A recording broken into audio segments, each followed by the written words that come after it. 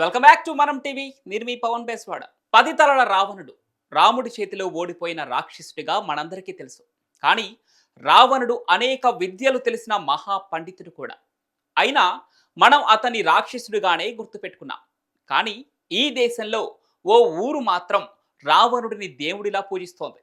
అవును, ఆలయం కట్టి ప్రతిరోజు అర్చనలు అభిషేకాలు కూడా చేస్తోంది.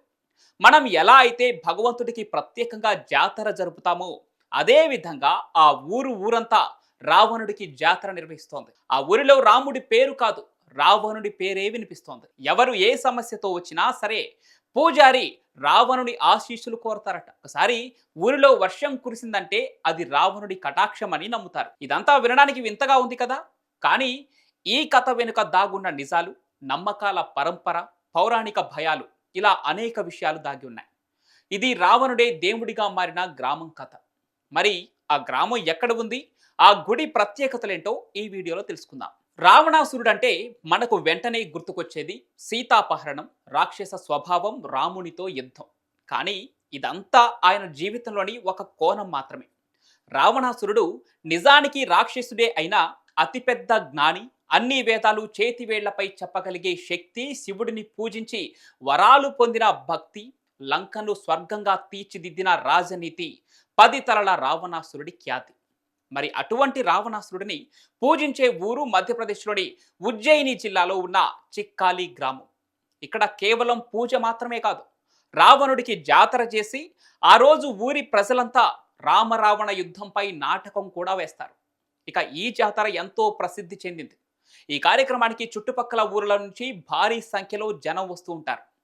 ఈ ఆలయంలో పూజారి పేరు బాబుభాయ్ రావణ్. రావణుడికి సమర్పించే పూజలన్నింటినీ ఈయన నిర్వహిస్తూ ఉండటంతో ఈయనను బాబుభాయ్ రావణ్ అని పిలుస్తూ ఉంటారు. ఈ పూజారికి రావణుడి ఆశీర్వాదం ఉందని ఆ ఊరి ప్రజల ప్రగాఢ నమ్మకం. ఇక ఊరికి ఏదైనా సమస్య వస్తే ప్రజలు అతని వద్దకు వెళ్ళి పరిష్కారం అడుగుతారు.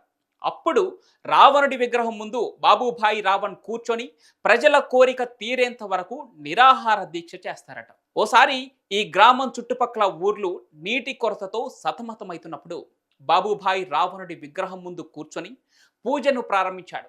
ఆశ్చర్యకరంగా 3 రోజుల తర్వాత ఆ ప్రాంతంలో కుంభవృష్టిగా వాన కురిసింది.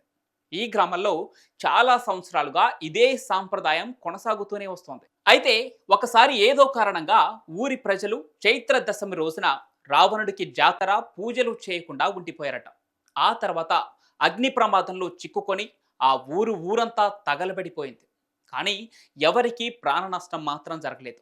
ఈ సంఘటన జరిగిన తర్వాత మరోసారి రావణుడి జాతర నిర్వహించకుండా ఊరు ఎలా మంటల్లో తగలబడుతుందో పరీక్షించాలని ప్రయత్నించారు.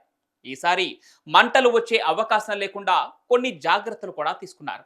కానీ ఆ సమయంలో పెను తుఫాను వచ్చి ఊరిని అల్లకల్లోలం చేసింది. దీంతో భయపడిపోయిన ప్రజలు అప్పటి నుండి క్రమం తప్పకుండా ఈ రావణాసురుడికి జాతరను జరిపిస్తున్నారు. మరి రావణాసురుడికి కూడా మన దేశంలో గుడి ఉందనే విషయం మీకు ముందే తెలుసో లేదో కామెంట్ల రూపంలో తెలపండి. ఈ వీడియో నచ్చితే లైక్ చేసి షేర్ చేయండి. ఇలాంటి మరెన్నో ఇంట్రెస్టింగ్ వీడియోల కోసం మనం టీవీని సబ్స్క్రైబ్ చేసుకోండి.